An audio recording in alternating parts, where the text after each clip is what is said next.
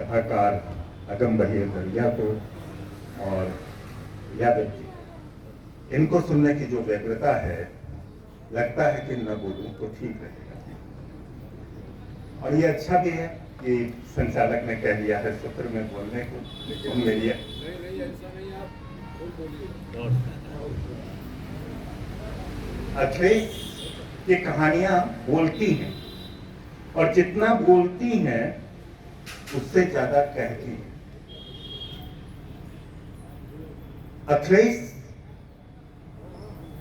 का हर वाक्य बोलता है और हर वाक्य जितना बोलता है उससे ज्यादा कहता है।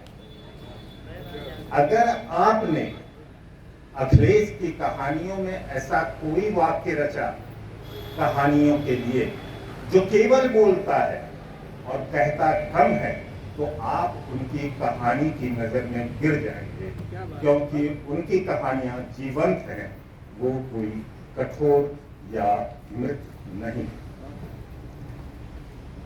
अखिलेश एक जीवंत कथाकार तो हैं ही, अनमोल भी है।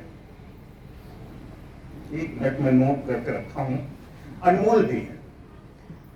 अनमोल वे इस मामले में है कि उनकी कहानियों का बॉडी और लैंग्वेज दोनों ही ये चीख चीख कर नहीं कहता कि वो क्रांति करने के लिए पैदा हुई है।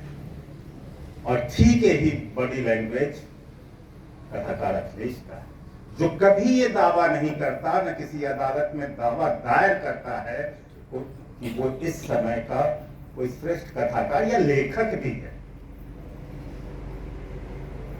ये सब कहानियां, अखिलेश की सारी कहानियां धीरे सुस्ते लिखी गई।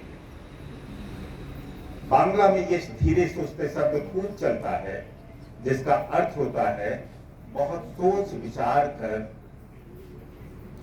ठंडे माथे से, कोई जल्दी नहीं है कहीं पहुंचने की, कोई जल्दी नहीं है कुछ कहने की, कह लेंगे बात, कह देते हैं बात।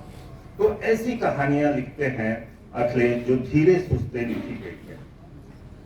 दूसरी बात एक है कि अखिलेश किसी को एक्सपोज नहीं करते। एक्सपोज करने की प्रवृत्ति एक अलग होती है और डिकोड प्रवृत्ति करने की अलग होती है। अखिलेश डिकोड करते हैं, एक्सपोज नहीं करते। ठीक वैसे ही ये वैसा ही अंतर है जो डिस्कोर्स और डिस्कशन का अंतर है।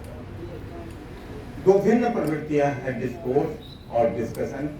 तो इनकी कहानियां डिस्कशन की तरफ ले जाती हैं, समझने के लिए कहती। आगे बढ़ते हैं तो पाते हैं कि अखिलेश किसी भी अनुशासित विचारधारा का पट्टा अपने गर्दन पे नहीं लेते। और दूसरी तरफ ये भी है कि अखिलेश की कहानियों से या अखिलेश के गले से विचारहीनता का आलाप भी नहीं उठता है।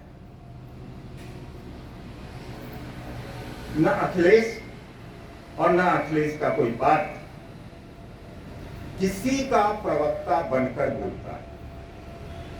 हिंदी में बहुत पुरानी नहीं तो नई ही सही, लेकिन प्रवक्ता बनकर रचना करने की, कहानी लिखने की एक चलन तो है।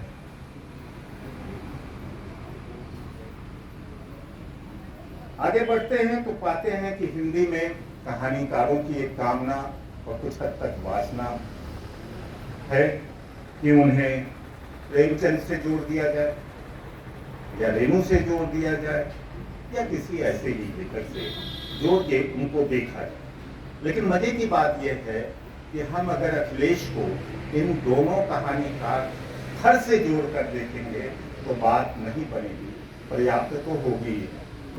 अब अगर हम देखते हैं तो मुझे लगता है कि अखिलेश मृणाल सेन के बहुत करीब है। वो मृणाल सेन से रिश्ता बनाते हैं, मृणाल सेन के गोत्र के करीब पहुंचते हैं। मृणाल सेन के फिल्म के एक एक शॉट देखिए आप, और अखिलेश के एक एक वाक्य देखिए, एक एक सीक्वेंस देखिए आप, तो लगेगा कि आप उस फिल्म से गुजर रहे हैं दो अलग विधा होते हुए कहीं लगता है जैसे एक ही जगह से बनकर चल रहे। अब हम आखिरी बात, सूत्रों में बात करनी है तो दो बात। अगर कभी हिंदुस्तान में कोई कहानी पाठशाला या कहानी पाठशाला बनी तो ये तय मानिए कि वह पाठशाला अखिलेश की कहानियों के रेसिपी के बिना नहीं चले।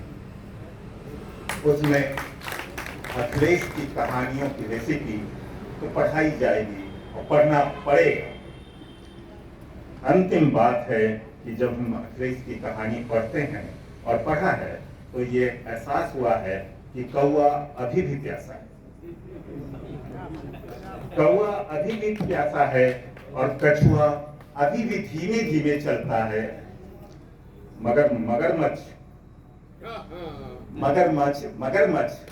अपनी पत्नी को बंदर का जिगर खिलाने के लिए बंदर को अपनी पीठ पे बैठा के ले जा रहा है। लेकिन एक ही स्थिति बदली है कि अब मगरमच्छ बंदर के इस झांसे में नहीं आता कि वो अपना जिगर पेड़ पे रखा के आया है। बहुत बहुत धन्यवाद। मैंने जो बात कही थी उसे चरितार्थ किया आदरणीय मृत्युंजय जी ने। और जब भी मृत्युंजय जी बोलते हैं कुछ ऐसा छोड़ जाते हैं जो बहुत देर तक सभा में गूंजता रहता है। उसके बाद जैसा अभी लिखा कि अब कहानी की रेसिपी जिसे देखती हो वो अखिलेश के बिना, उनकी जो रेसिपी है उसके बिना काम चलने वाला नहीं है। और भी तो मैंने उनको संकेत कर दिया था, नहीं तो ऐसे उनके पास तमाम बातें, तमाम सूत्र, जिनमें से कुछ सूत्र ही उन्होंने यहाँ व्यक्त किए। तो विश्वविद्यालय में प्रोफेसर, ऊपर से इटालियन में समझौता, तो मुझे लगा कि कैसे उनको तो अंग्रेजी मेरी माशाअल्लाह है और दूसरे और इटालियन का जानने का कोई सवाल ही नहीं है। तो वैसी स्थिति में मैं संवाद करूं तो मैं बड़े झिझकते हुए मैंने देवनागरी लिपि में उन्हें जो है लिखा कि मैडम मैं ये हूँ, मैं ये कर रहा हूँ, श्रीमती अखिलेश जी का मैं जो है स्नेह पात्र हूँ। ये सब लिखते हुए मैंने उनको एक डरते डरते व्हाट्सएप किया। लेकिन मुझे आश्चर्य है कि जब हम लोग तमाम पाश्चात्य सभ्यता और दुनिया हमको कोई ना कोई वो चाहिए ना, मोहरा चाहिए जिस पर जो है हम अपनी सारी कमजोरियां उसके ऊपर लाते हैं। हम तो बहुत अच्छे हैं लेकिन इसकी वजह से सारी गड़बड़ियां हो जाती हैं। तो ये हमने से तमाम बैठे हुए लोग, मुझे लगता है कि देवनागरी में अभी भी हिंदी नहीं लिखते होंगे। बहुत सारे लोगों को बड़ी सुविधा होगी सोशल मीडिया में देवनागरी में लिखते हुए, हिंदी भी लिखते तो रोमन लिख में लिखते हैं। और आदरणीय फ्रांचेस्का ओल्स्की जी ने हमें एकदम शुद्ध हिंदी, मेरे अपने लेखन में उस समय तमाम अशुद्धियां थी जिन्हें मैंने एडिट किया बाद में, लेकिन उन्होंने बहुत बेहतर ढंग से एकदम स्पष्ट मुहावरेदार, मैं खुशी आऊंगी और इस तरह की शब्दावली का उन्होंने प्रयोग किया। लेकिन मुझे लगता है तो उनको बुलाने से पहले मैं ये पृष्ठभूमि तैयार कर दूं। शिवमूर्ति जी बोलेंगे तो परिवेश ऐसा हो जाएगा जिससे फ्रांचेस्का ओल्स्की जी को बोलने में और सहजता होगी। इसलिए मैं बड़े आदर सम्मान के साथ आदरणीय कथाकार शिवमूर्ति जी से कहता हूँ कि अपने मित्र के बारे में, अपने सखा के बारे में, और जो बातें नहीं कही गई, मैं जानता हूँ जो नहीं कही गई वही बातें वो कहेंगे, जो बातें छूट गई हैं उन बातों की ओर अगर ले जाएंगे तो बहुत खुशी होगी। आदरणीय कथाकार शिवमूर्ति जी।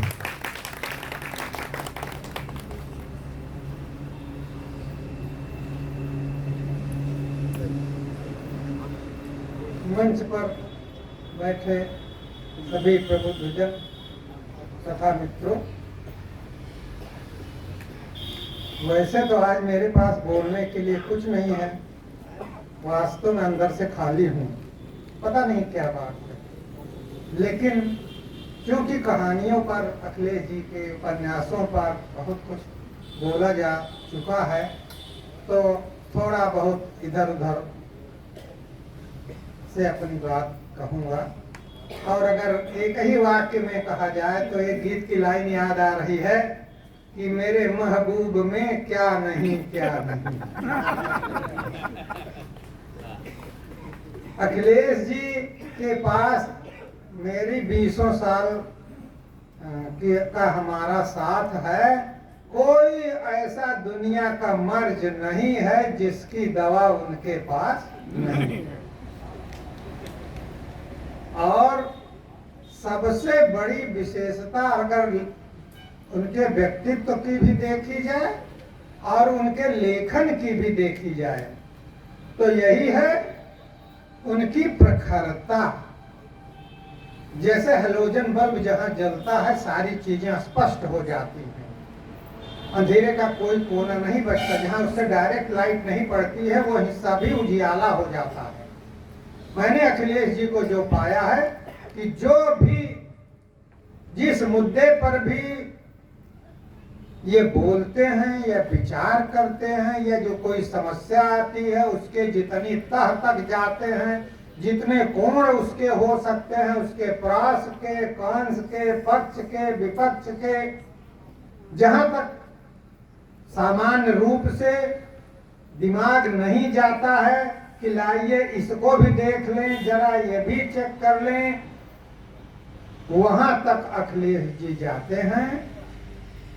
और इसीलिए बहुत सारे लोगों के ईर्ष्या के पात्र बने रहते हैं और सब ये कहते हैं कि ये जानकारी और कहीं हो या ना हो अखिलेश जी के पास जरूर होगी। तो जिसके बारे में सारे लोग जो उनको अपना भी समझते हैं और जो उनको अपना नहीं भी समझते हैं वह ऐसा सोचें तो आप सोच सकते हैं कि वह व्यक्तित्व कैसा होगा। और अपनी इसी प्रखरता के कारण बिना कट हुए कैसे वो जिन्हें नहीं चाहते उन्हें दूर रखे रहते हैं निरंतर 50 साल से। आप सोचिए तो जो उनको जानता है वो अगर सीख लिया जाए तो जिंदगी बहुत आसान हो जाए, लेकिन हमारा जैसा आदमी बार बार लिथड़ जाता है लेकिन सीख नहीं पाता है। कई बार सोचते हैं कि अब सीखेंगे, अब इस बार जरूर सीखेंगे, अब कहीं गच्चा नहीं खाएंगे, लेकिन फिर वही बात होती है। और जब चर्चा करते हैं कि इस बार तो हम ऐसे खा गए, क्या करते तो न खाते, तो बताते हैं कि इसमें ऐसी कौन सी बात है, आप तो ऐसे कर देते तो ठीक हो जाता, वैसे कर देते तो ठीक हो जाता। एक कहानी थी नेउरा भैया की, आप लोग जानते होंगे। सारे मित्र जाते रहते हैं, उसमें जिनको कम करके लोग आंकते हैं वे ऐसे होते हैं कि जब सब लोग हार जाते हैं, थक जाते हैं, रास्ता बंद हो जाता है तो वो आ करके रास्ता बता जाता है, जिसको लोग बहुत ज्यादा करके आंकते नहीं। 30 मार्क खां जब फेल हो जाते हैं तो मेरी नजर में तो अखिलेश जी तब काम आते हैं जब सारे 30 मार्क खां फेल हो जाते हैं। मैंने कई बार ये सोचा कि इनकी कहानियों का जो शिल्प है, ये जिस तरह से चीजों को प्रस्तुत करते हैं या जिस एंगल से सोचते हैं, उसका कुछ हिस्सा मैं बार बार पढ़ करके और उसके कुछ विशेषताएं अपने अंदर समाहित कर लूं, ताकि जो जैसा अभी तक मेरी उपलब्धियां हैं उसमें प्रखरता आ जाए। लेकिन चाहते हुए भी अभी वहां तक पहुंच नहीं पाया हूं। और जितने झंझावातों में ये रहते हैं व्यक्तिगत जीवन में, जो संपादन का काम इन्होंने ले लिया बिना किसी साजो सामान के, बिना किसी आर्थिक इंतजाम के, तलवार की धार पे चलने जैसा। बहुत सारे लोग आए, बीड़ा उठाए और थोड़े दूर चल के लुढ़क गए। तो उसके बावजूद अखिलेश जी के पास कोई ऐसा कोष या कोई ऐसा पीछे से संबल नहीं था। और ये खड़े हो गए तो खड़े हो गए, फिर अभी तक बैठे नहीं और रजत जयंती शुरू होने वाली है। स्वर्ण जयंती, सॉरी, स्वर्ण जयंती। देखिए हम कम करके आंख दिए फिर रहे। तो स्वर्ण जयंती तक कोई आदमी पहुंच गया निरंतरता में, ये मामूली बात नहीं है। जो उन परिस्थितियों को जानता है, देखा है, या जो अनुमान लगा सकता है, वही जान सकता है कि वे किस मिट्टी के बने हैं। उनका कोई पैरेलल नहीं है। और आज के दिन जो उनको चुना जा रहा है, ये सम्मान के लिए चुना गया, इसके लिए हम उन्हें बहुत बधाई देते हैं। कभी कभी चीजें देर हो जाती हैं। यह सम्मान उन्हें दूसरे प्रांत में 1 दशक पहले मिलना था, लेकिन ऐसा संयोग बैठा कि 1 दशक देर हुई तो उनके अपने घर में मिला। ये और अच्छी बात है। हम सब उन्हें बहुत बहुत बधाई देते हैं। और इसके साथ ही हमारे केके जी हैं। पिछले साल भी हम लोग आए थे। पिछले साल की तैयारी देखिए, पिछले साल का भवन देखिए, पिछले साल का सारी साज सज्जा देखिए। कम से कम 10 गुने का अंतर 1 साल में हो गया। अगर 12 गुना भी कह सकते हैं 12 महीने में हो गया। तो उनको भी हम बहुत बहुत बधाई देते हैं। ये भी जिसको मानवेतर कार्य है, जिसे कहते हैं कि ये काम देवता लोगों का है।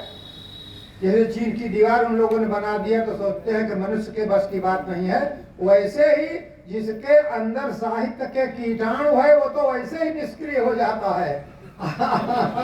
खाली कागज में है, दिमाग में सोचता रहता है। उसको मूर्त रूप देना बहुत मुश्किल है। तो केके जी ने साहित्य को भी साधा और मूर्त रूप भी साथ दिया कि ये सारा कुछ हम लोगों के सामने प्रकट कर दिया। और इसी उम्मीद में हम ये सोचते हैं कि अगले साल और दूसरे रूप में और भव्य रूप में हमारे सामने आएगा। तो हम अपने केके भाई को भी बहुत बहुत धन्यवाद देते हैं और अपने मित्र अखिलेश जी को बहुत बहुत बधाई देते हैं। और हमारे बीच में फ्रांसेस्का ओर्सिनी जी आई। जब इनको पता चला कि अखिलेश जी का सम्मान होने वाला है, उनके ऊपर कार्यक्रम है, तब तो उन्होंने कहा कि मैं चाहे जितनी थक जाऊंगी दिन भर में, लेकिन मैं चलूंगी जरूर और शामिल होंगी जरूर। तो मेरा मन और उत्साहित हो गया। तो ओर्सिनी जी को भी बहुत बहुत धन्यवाद कि वो इतनी खुशी खुशी उन्होंने लिखा कि मैं खुशी खुशी आऊंगी, और वास्तव में खुशी खुशी आई। सारे रास्ते हंसते हंसते आए। धन्यवाद।